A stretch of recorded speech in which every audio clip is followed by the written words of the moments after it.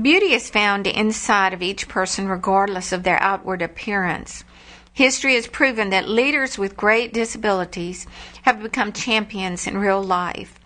Our guest today has come to the assistance of the unborn with disabilities by working with the Canadian Centre for Bioethical Reform. We are honored to welcome Communications Director Jonathon Van Maren of Canada.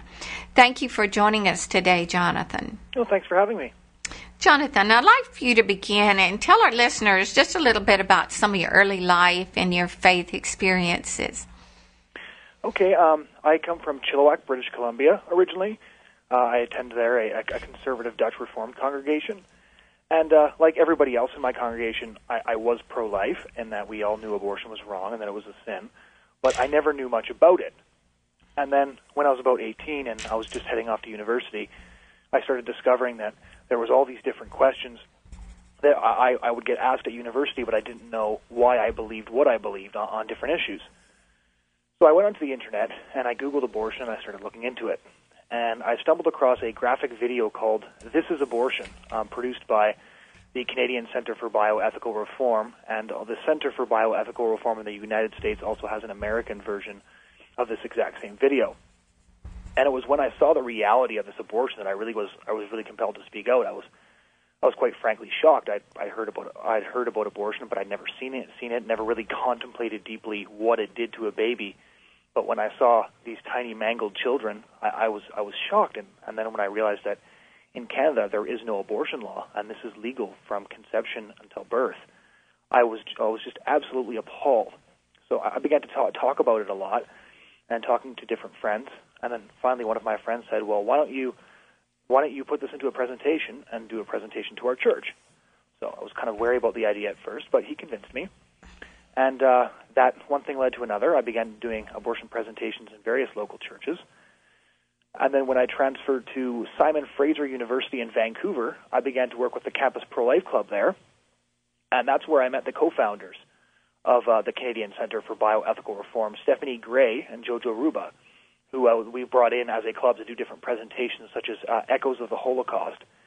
And in conversation with them, they invited me to attend the Genocide Awareness Project with Center for Bioethical Reform Midwest in Florida. And I'm sure many of your listeners know what the Genocide Awareness Project is, but just briefly, it compares the genocide of abortion to other genocides throughout history. And I spent a couple of days there in Florida, behind the fence there, debating with university students about abortion. And one of the very first women I talked to, she came up to the fence, and I said, "So what do you think about abortion?" And she said, "Well, I had one about 3 weeks ago." Oh, no. I started to feel really uncomfortable about what I was standing in front of. So I said, "So how do you feel about these pictures?" And she said, "Well, if I had seen these pictures, I wouldn't have had the abortion." Oh, my. And that's when I realized that when you show people what the reality of abortion is, it does change hearts and minds. And that while some people think it's a tragedy to show graphic images, it's not tragic for people to see graphic images. It's only tragic when they don't see them in time. If we had been there a month earlier, that woman's baby, whom she eventually named Raven, as part of the healing process, could have been saved. And you did say you were in Florida, did you not, USA? Yes. For this Genocide Awareness Project. Yes. And these are graphic images that you're showing.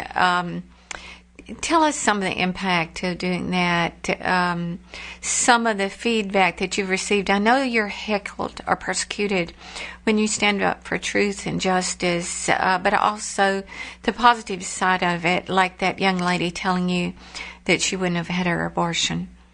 Yes, well, for one, it was the graphic images. It was seeing the injustice myself as a sort of a dormant pro-lifer that really, really compelled me to speak out and really conveyed to me the horror of what was happening every single day. Right. As our CBR founder, Greg Cunningham, is often fond of saying that, the sewers of our cities are running red with the blood of unborn children. But the fact is that we don't see it very often. And when we do, it brings home a reality of something that we should all be working to end. The people that I talk to, for example, this is just one example of a post-abortive woman who wished she had seen them in time. Here in Calgary, when I was doing Choice Chain once, a woman came up to me, and I asked her what she thought of the images and what she thought about abortion, and she said, "Well, I had two. But she says, nobody ever told me that it looks like that. Nobody ever told me what it was like. And I think that if I had seen them, I wouldn't have had my abortions.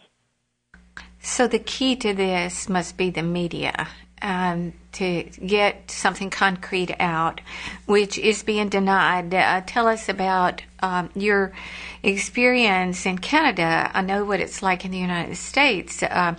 We have so much that's horror, but it's not reality. It's fiction that we're seeing, and we aren't, they won't focus in on the real life issues and stories. Tell us about what you're experiencing in Canada at this time. Well, the media is engaged in a full-scale cover-up of what abortion is. They keep on referring to the woman's right to choose instead of ever focusing on what is being chosen, which is the systematic decapitation, dismemberment, and disembowelment of a young unborn child.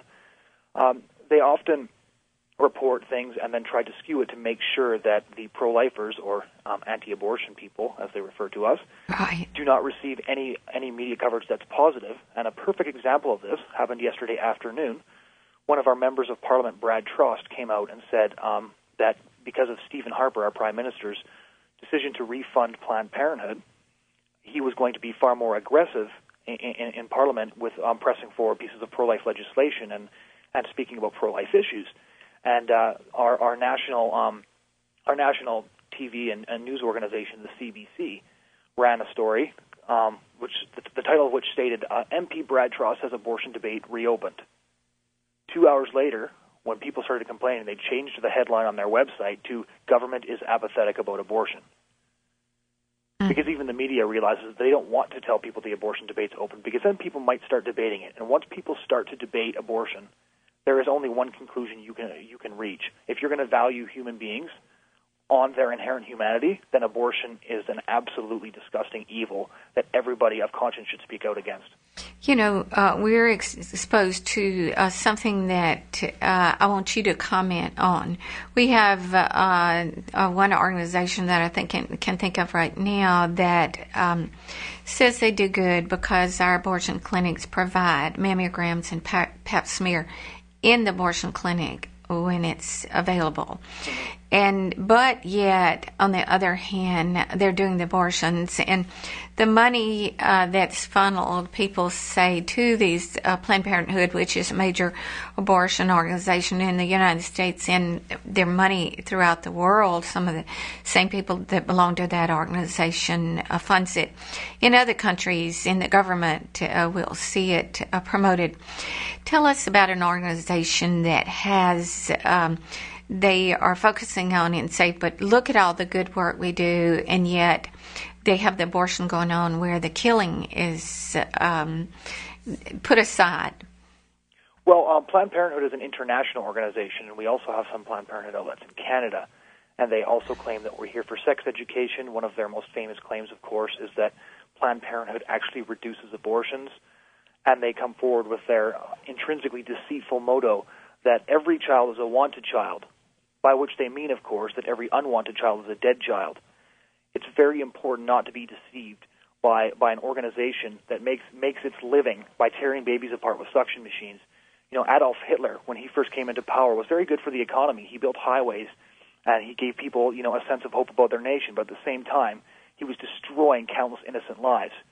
No matter what good you do or what perceived good you do, if you're killing children as one of your avenues of business, then you're an organization that needs to be defunded and hopefully disappear.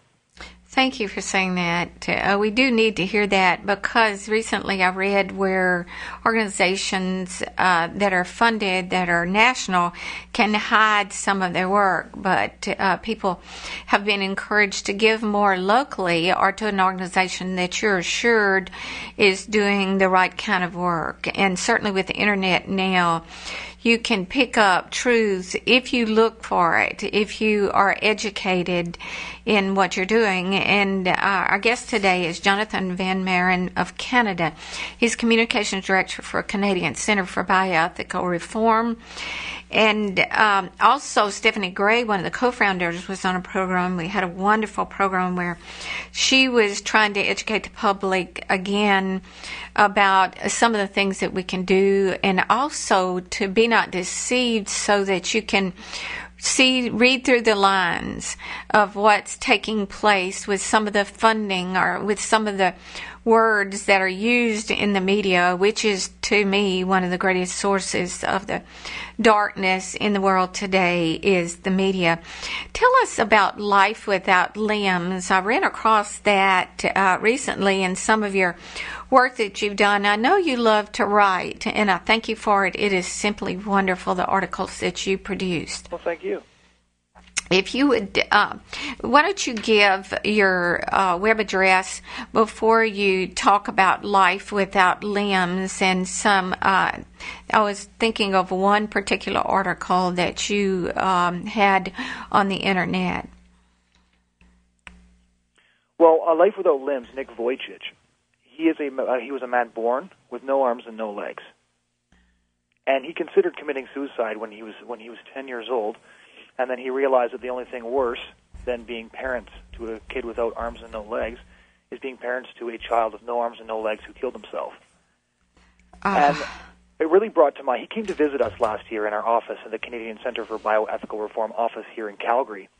And he ended up spending a couple of hours with us, just completely inspiring us with just the human manifestation of the fact that every life is so intrinsically valuable, regardless of what a person can do, but based on the very fact that they are who they are.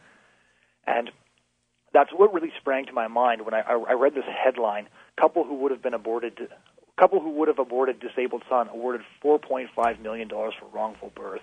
And I find the fact that people can straight-facedly say something like wrongful birth to be just absolutely revolting in every fashion.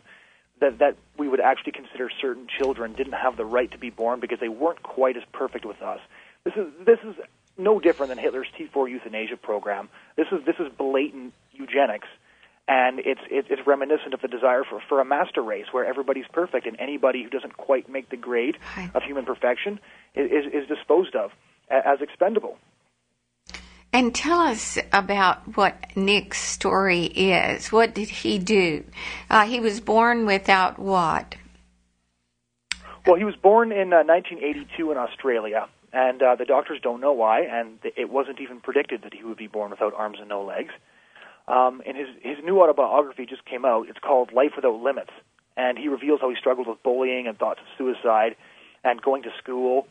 And then when he really decided to take a look at what God's plan for his life might be.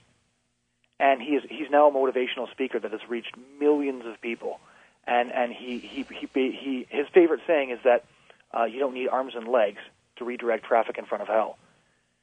And his story is just it's an innate story, and combined with him speaking, it just brings it home all the more, is that every human life is valuable. He gives people hope. When people look at him, when they're feeling down about something in their life, and they look at Nick Voyage and they realize that he has such joy, even though he has no arms and no legs.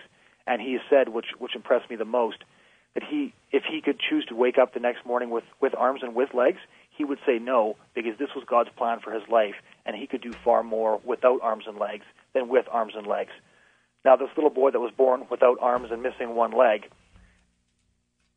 I really hope he gets a chance to meet Nick one day so that he knows that he wasn't wrongfully born, as his parents so crudely put it, but rather that he is a special human being in the eyes of God just the way he is, and that his life also has enormous potential just like every other human being.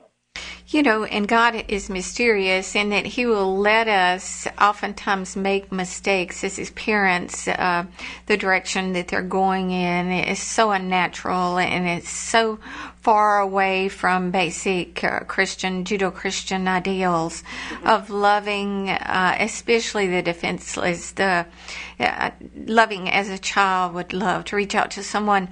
When you have someone with disabilities, the tendency, unless it's been hampered by somebody doing wrongful education or using persuasion tactics, will be viewed as with tenderness and love.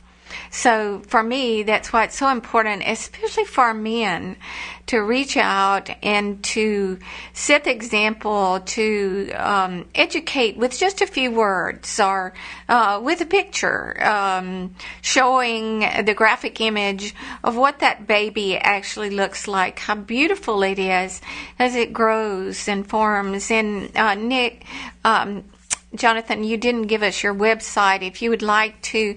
So some of our listeners, if you have indicated that they would like sometimes for us to tell it a little slower so they'll be able to go to their computer while they're listening to the program and be able to find the person that we're talking about and the information. Oh, absolutely. Our website is unmaskingchoice.ca. That's UNMASKING.ca.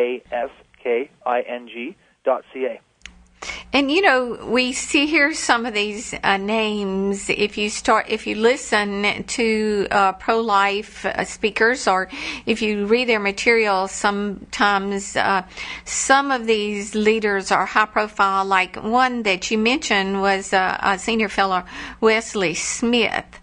And if you would like to tell us who that is, because I know he must be very enthusiastic and energetic and very much a leader in what we read from him.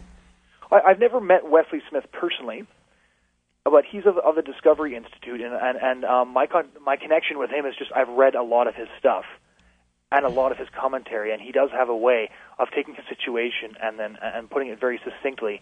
Like the title of the article that I wrote about this disgusting wrongful birth case, Better Dead Than Disabled, is a comment he makes about the case. That was he managed to take that entire case and sum it up in one short sentence, and that essentially when we live in a country where a couple can win money after suing doctors for allowing their child to be born, that essentially we're a nation that's permitted eugenics and a nation that lives under the banner of better dead than disabled. You mentioned baby Joseph as we began our program. That was so wonderful to be able to stand up just a little bit and write letters and send it out and saying, hey, this is a high-profile euthanasia case.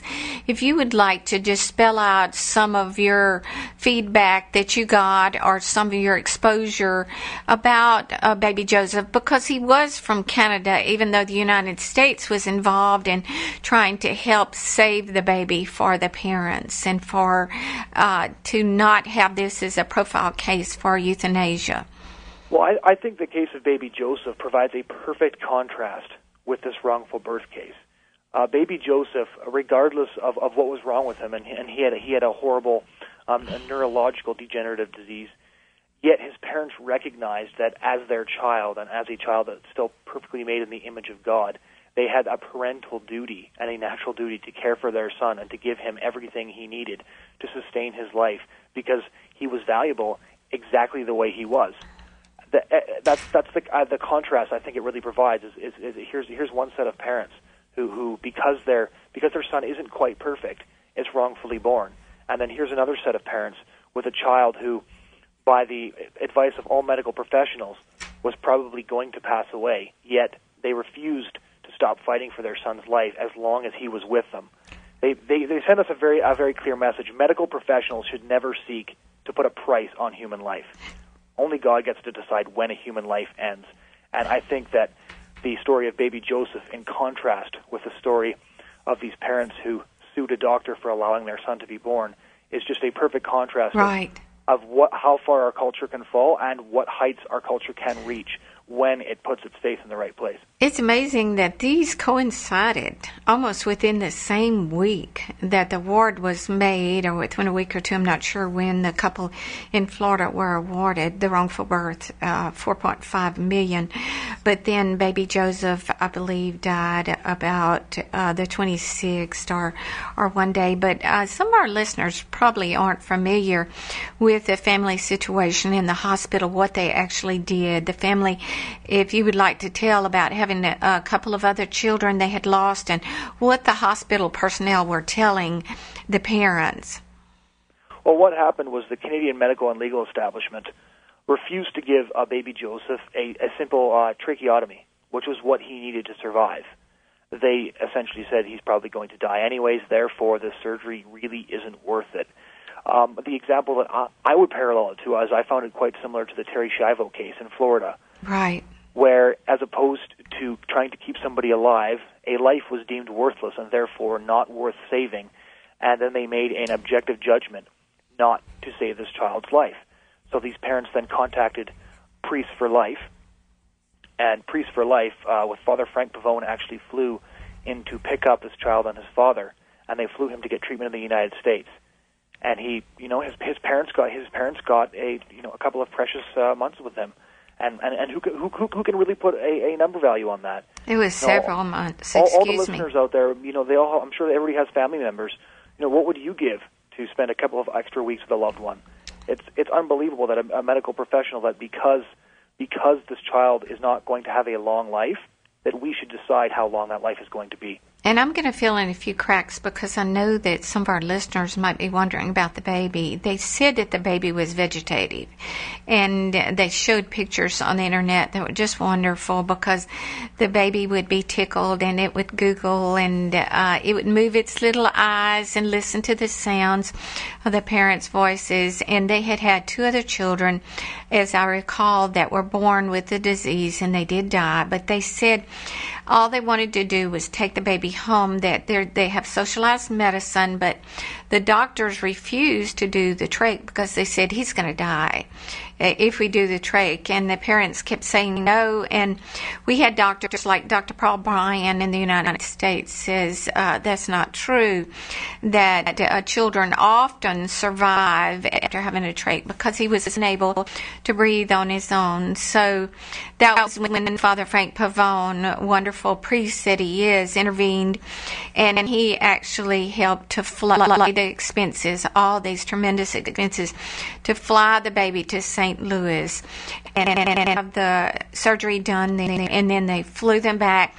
They paid for the care of the baby until now, when they lost their child. So this family, I know, will be ever grateful for having a wonderful pro-life organization intervene, as Jonathon's organization does.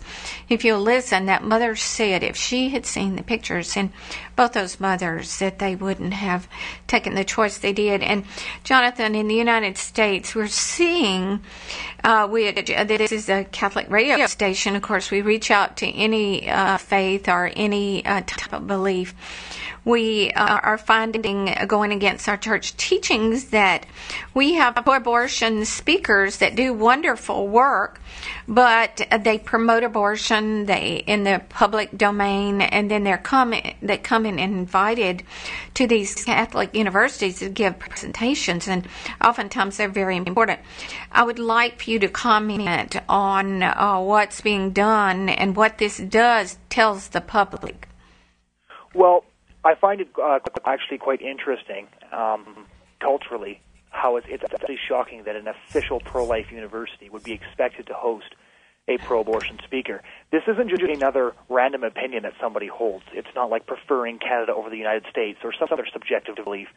We're talking about a speaker, then, who believes an entire class of human beings, those who are younger than we are, to be worthless, expendable, and at any time could be subject to death, legally. So when we discriminate against an entire class of human beings based explicitly only on their location and on their age, I don't see why we should have to provide a speaker like that a platform. Would we be so shocked if a Ku Klux Klansman who did discriminate against black people and didn't think they were as valuable, would it be so shocking to refuse to give him an audience? Or, for example, a Holocaust denier. And these might sound like big claims to make, but we can back them up using biology, because the unborn human being is, at the very essence, a human person that is being denied its rights by the governments of both Canada and the United States. And when a speaker wants to come and give a speech talking about whatever topic they happen to choose, yet they support the systematic destruction and butchery of millions of children in the womb every year, I don't see why it should even be a controversial decision to refuse to let them speak in a university that advocates for the protection of life from conception until natural death. Right. And, you can use flowery words and you can look at all the good that someone does, but we must focus on that protection of the defenseless, because if you don't take care of your unborn or the most needy, the poorest of the poor, as Mother Teresa would put it, then our values are skewed. And we certainly want our leaders that are giving the academics to be able to live what they're saying.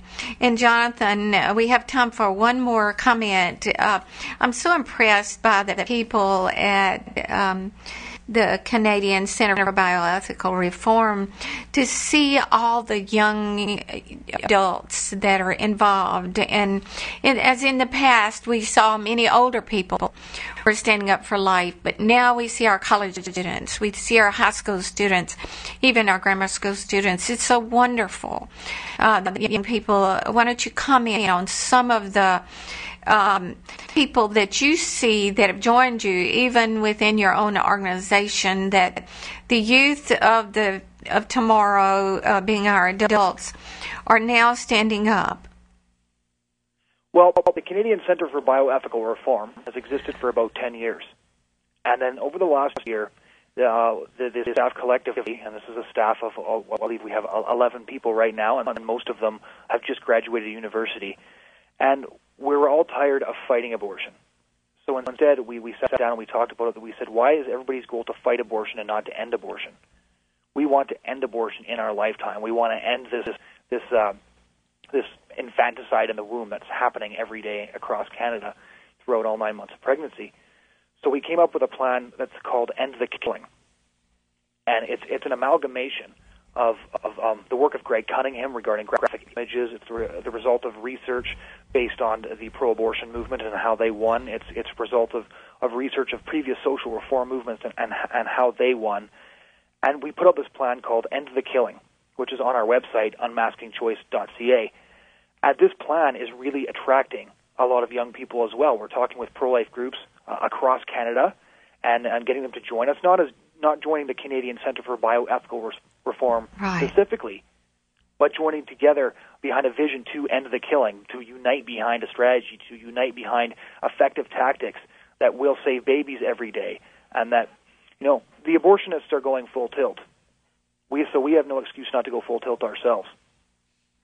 And we have the contraception, which is the source of all of this, because we know that some of those abortifacient pills actually cause abortions, even though they call them contraception. So we certainly do want to remember the root of all this difficulty, and thank God for the wonderful gift of life, especially your life, Jonathan. Thank you, and thank your parents who said yes to God. And we're about out of time, so we would like to invite you to come back once again and join us. Oh, thank you so much. I appreciate it. And if you'll stand by, we're going to take a little break, and then we're going to be back today with another guest. God bless. God bless.